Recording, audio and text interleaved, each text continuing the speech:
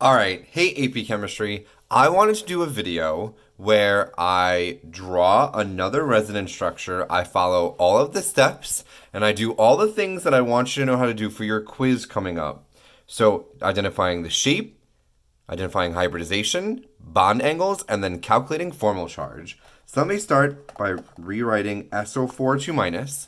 And let's start from the steps. Now, I'm not going to be using the steps on the side. I know them off the top of my head, so I'm going to start with getting my electron bank. Sulfur has 6 electrons, so does oxygen, and there are 4 oxygens, and there's a 2 minus. If I have a -2 charge, I add 2 electrons. So if I add up all of this, I'll get 6 plus 6 times 4 is 24.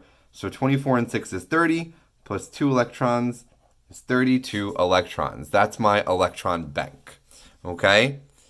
And so now I'm going to use these 32 electrons to make my sulfate structure. By the way, this is sulfate. This is the sulfate ion. And we're going to show where that charge comes from later. Okay? All right, so I start by connecting all of my atoms to the central atom. We can imagine that since there's 1 sulfur and 4 oxygens, I'm not going to decide on which oxygen is my central atom. So sulfur needs to be my central atom. It's also my less electronegative element, and there's only one of it. So I'm going to put all of my oxygens around sulfur. 1, 2, 3, 4. Okay, I used 2, 4, 6, 8 electrons to make those 4 bonds. So you're supposed to subtract from what I call your electron bank from however many bonds you made to start off your structure. So 2, 4, 6, 8, 32 electrons minus 8 electrons for the bonds. Okay. And I should have 24 electrons left. All right. Now I have to give my non-central atoms an octet. Now, these are my non-central atoms. My oxygens are my non-central atoms.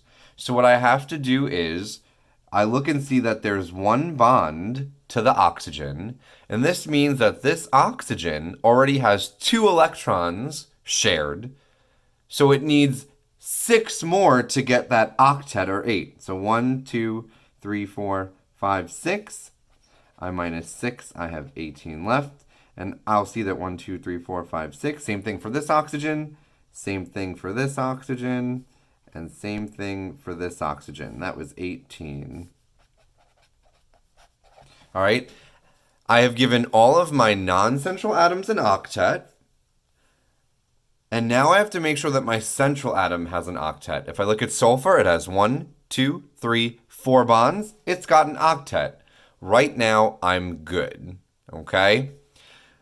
Now from here, I could identify the shape and hybridization and bond angle if I wanted.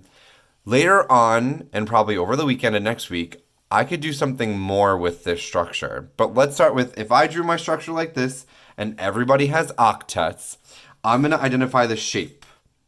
Well, sulfur has 4 things, and they're no lone pairs.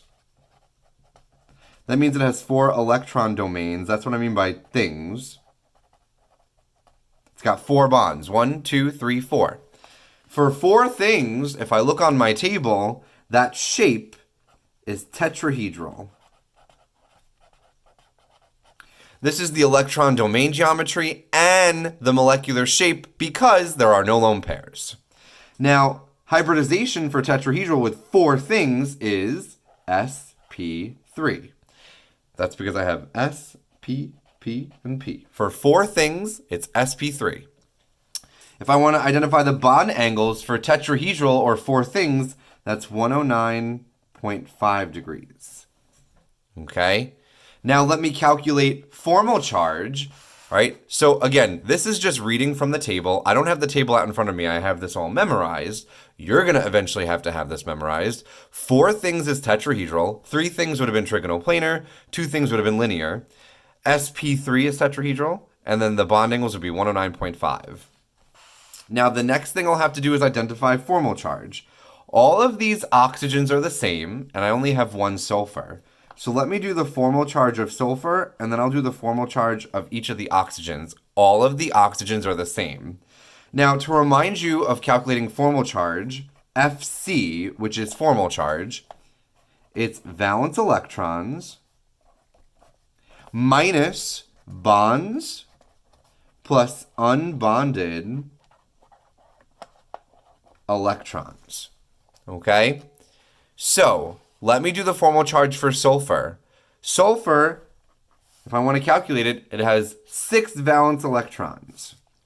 And then it has 1, 2, 3, 4 bonds. And there are no lone pairs. So it looks like the formal charge of this sulfur is positive 2. That is the formal charge of this sulfur. It's positive 2. And we denote that by putting like a plus 2 over the sulfur.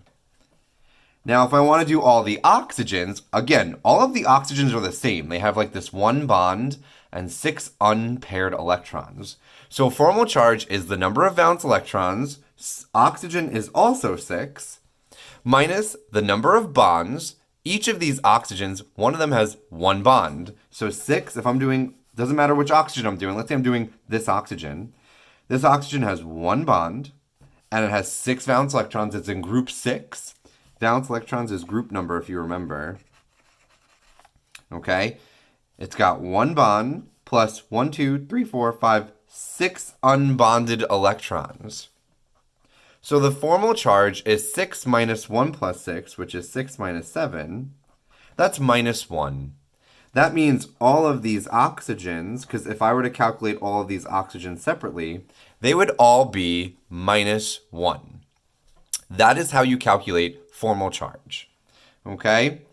Now, on your quiz, you're going to have to do all of these things for 1 or 2 structures. You have to draw the structures using all the rules, then give me the shape, then give me the hybridization, and then give me the bond angle, and then eventually calculate any and all formal charge. Alrighty, hopefully this video was helpful on doing all the things that we need right now for drawing Lewis structures.